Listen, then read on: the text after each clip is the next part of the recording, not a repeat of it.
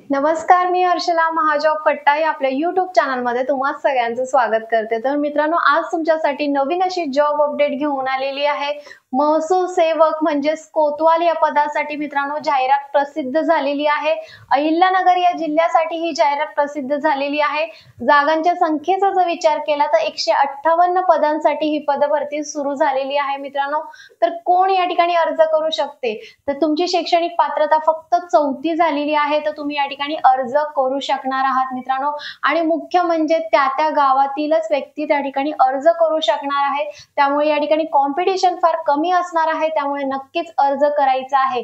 तर या ठिकाणी कशा प्रकारे अर्ज करायचा आहे, त्याचबरोबर निवड पद्धती कशा प्रकारे होणार आहे, जागांची संख्या किती असणार आहे, सगळी माहिती तुम्हाला या व्हिडिओमध्ये बघायला मिळणार आहे। त्यामुळे व्हिडिओ कुठेही स्किप करायचा नाहीये।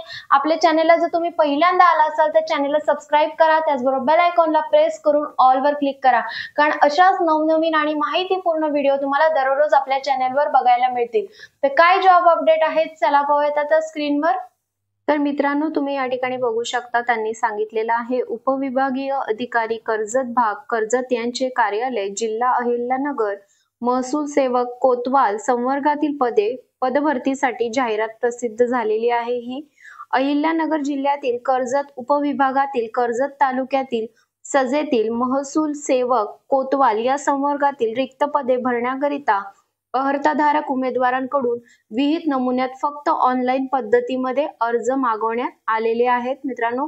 तर ही यांची ऑफिशियल साइट आहे, या साइट वरती अर्ज तुम्हाला या ठिकाणी मागवण्यात आलेले आहेत। तर वेगवेगळ्या तालुक्यांसाठी मित्रांनो जागा निघालेल्या आहेत। या 158 पद आहेत एकूण। तर या ठिकाणी संपूर्ण माहिती आपण आता बघणार आहोत। तर या ठिकाणी तुम्ही बघू शकता कोणकोणत्या तालुक्यामध्ये या जागा निघालेल्या आहेत। पदाचे नाव आहे महसूल सेवक कोतवाल। या पदासाठी तालुका दिलेला आहे पाथर्डी, यासाठी 13 जागा आहेत।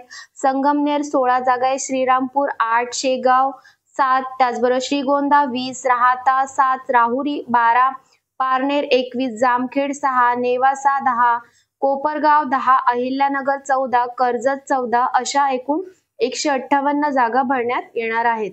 तर मित्रांनो, ऑनलाईन अर्ज सुरू झालेले आहेत। 8/7/2025 पासून फॉर्म भरण्याची जी अंतिम दिनांक आहे ती आहे 17/7/2025। त्याआधी तुम्हाला ऑनलाईन पद्धतीमध्ये अर्ज करायचा आहे। तर या ठिकाणी तुम्ही बघू शकता महसूल सेवक कोतवाल या पदासाठी दरमहा मानधन रक्कम या ठिकाणी 15,000 रुपये इतकी दिली जाणार आहे। महसूल सेवक कोतवाल या पदासाठी 100 गुणांची परीक्षा घेतली जाणार आहे। लेखी परीक्षेची प्रश्नपत्रिका वस्तुनिष्ठ बहुपर्यायी स्वरूपातील असेल।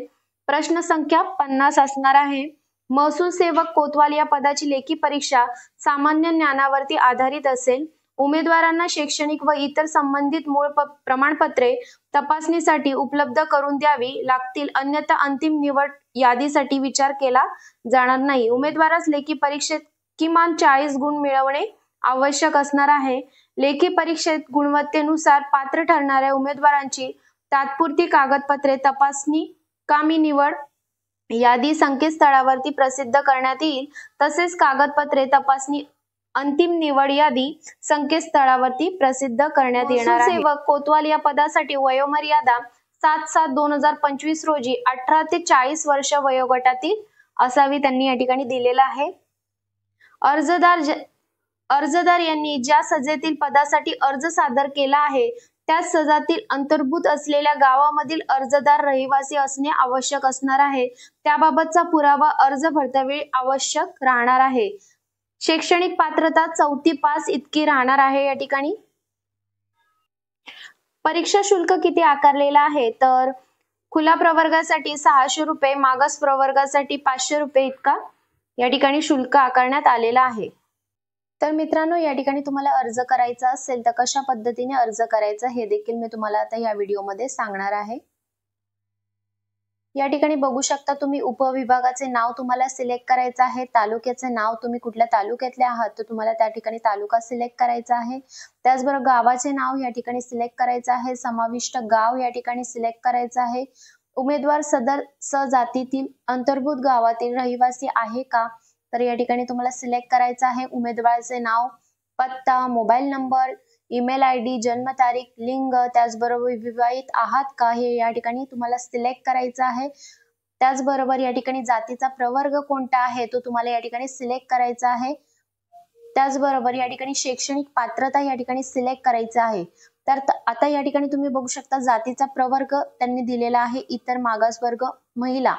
तर त्या गावासाठी ज्या जागा आहेत त्याच तुम्हाला या ठिकाणी ओपन होणार आहेत. त्यामुळे तुम्ही त्या कॅटेगरीमध्ये असणं आवश्यक असणार आहे.